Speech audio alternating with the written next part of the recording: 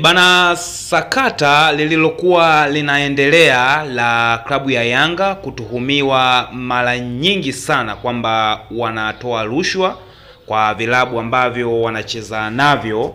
Sasa linaonekana limekuwa ni gumzo sana. Watu wamekuwa wakiingiza Yanga pale ambapo inacheza na timu ambazo mara nyingi zinafadhiliwa na zenyewe na GSM.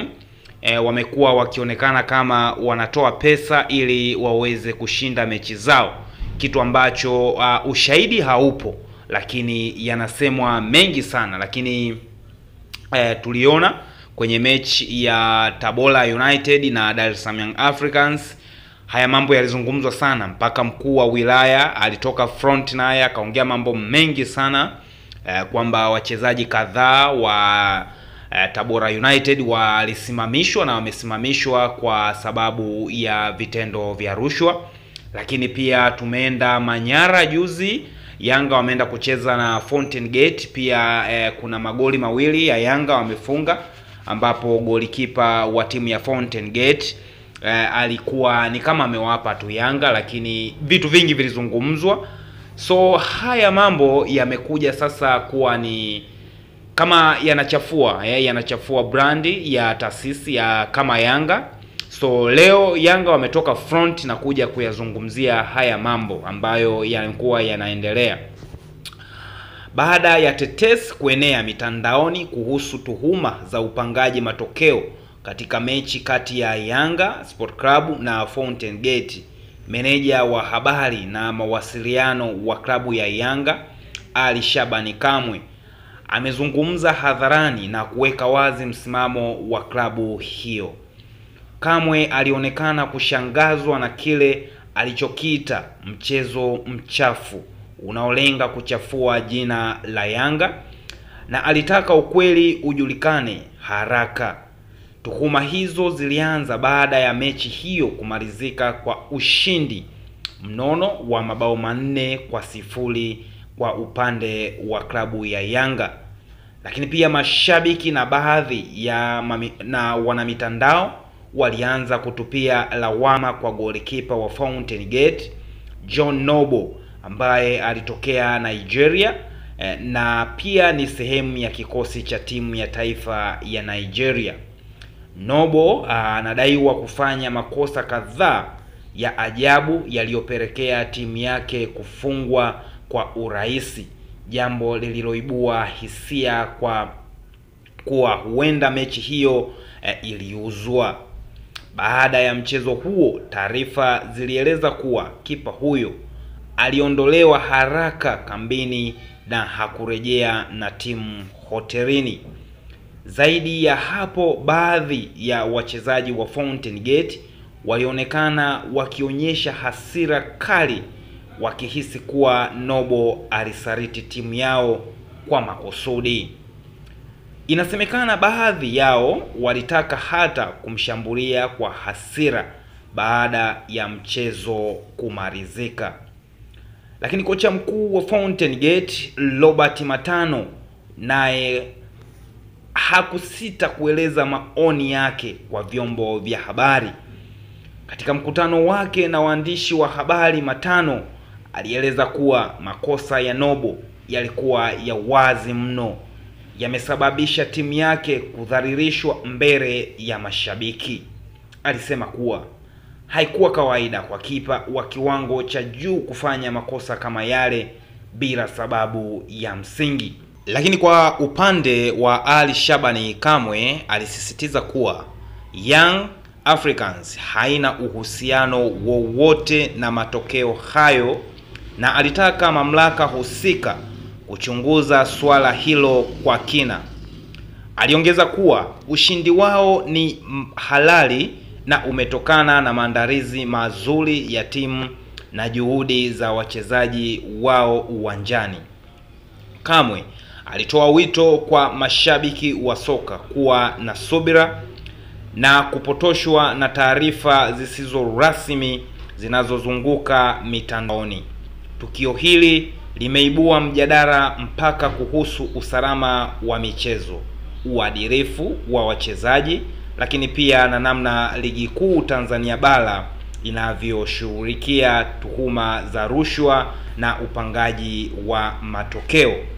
Mashabiki wengi sasa wanatazama kwa hamu hatua zitakazochukuliwa na shirikisho la soka Tanzania kwa maana ya TFF kuhusiana na sakata hili. So hili limekuwa ni jambo ambalo linazungumzwa sana, kama ambavyo nimekuambia mapema. Ni kitu ambacho kimekuwa kikizunguka sana na kinaonekana kinakuja sana kwa upande wa Yanga tu. Sasa haijajulikana ni nini, kwa sababu timu zipo 16, lakini Yanga ndio inaonekana kama ikishinda tu kuna tatizo. Lakini pia kuna timu hapa tuzungumzie labda hizo timu kubwa mbili, Simba na Yanga. Lakini Simba kuna namna ambavyo pia naye anapata matokeo yake. Simba kama tunavyojua ndio timu ambayo inaongozwa kwa kuwa na penalty nyingi sana, lakini haionekani hiyo kama inakuwa na tatizo lolote, lakini ndio timu ambayo pia inaonekana ina penalty nyingi na inahusika pia na matokeo mengi ambayo yanapatikana. Kuna muda pia anakuwa na controversial, lakini haizungumzwi sana kwamba rushwa, lakini ni Yanga sana ndio inazungumzwa haya. Lakini Waswahili au wahenga wanasema lisemwalo lipo na kama halipo linakuja.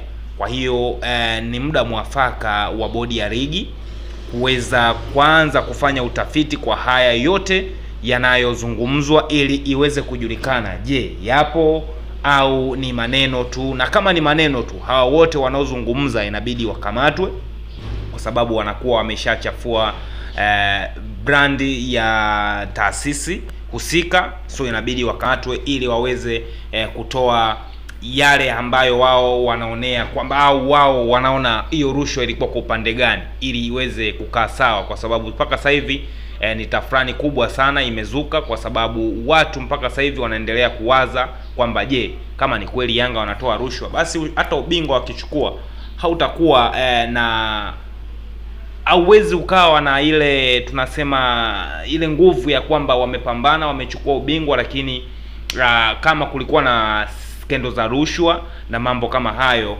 hakutakuwa na maana yoyote ya Yanga kuendelea kujivunia ubingwa wanaochukua. Lakini nikaona si sawa, ngoja nipite niangalie maoni ya wengine wanasemaje kuhusiana na haya ambayo yanaendelea.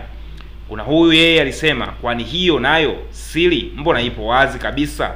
Sasa nice, huyu naye anazungumzia upande huo wa rushwa, kwamba ipo wazi kwamba Yanga wanatoa rushwa. So huyu ni mdau. Lakini pia mdau mwingine akasema, kuna shabiki wa Yanga la sana, yani upati tabu nyingi. Bugila umein 6 point tushachukua, hivyo hazifutwi. Lakini mwingine akasema, Yanga ikishinda wamepanga matokeo. Simba FC tumemfunga mara 4 mfululizo, alikuwa anatuzia mechi. Chasambi alijifunga na Kijili, waliuza mechi, huo ni ushamba. Yeye anajaribu kuzungumzia hili lakini ameongea pointi hapa kwamba Simba wamefungwa zaidi ya mara 1 na Yanga, na mechi zingine wanafungwa, unaona kabisa ni ushawishi.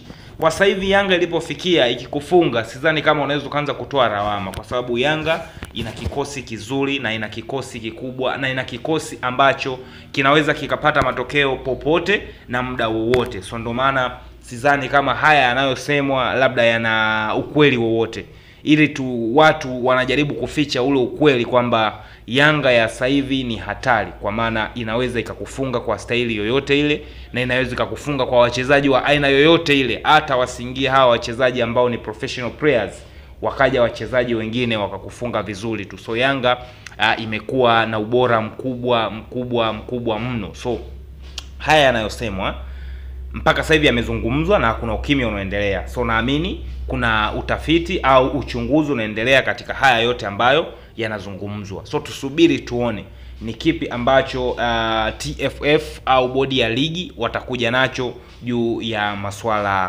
haya ya rushwa.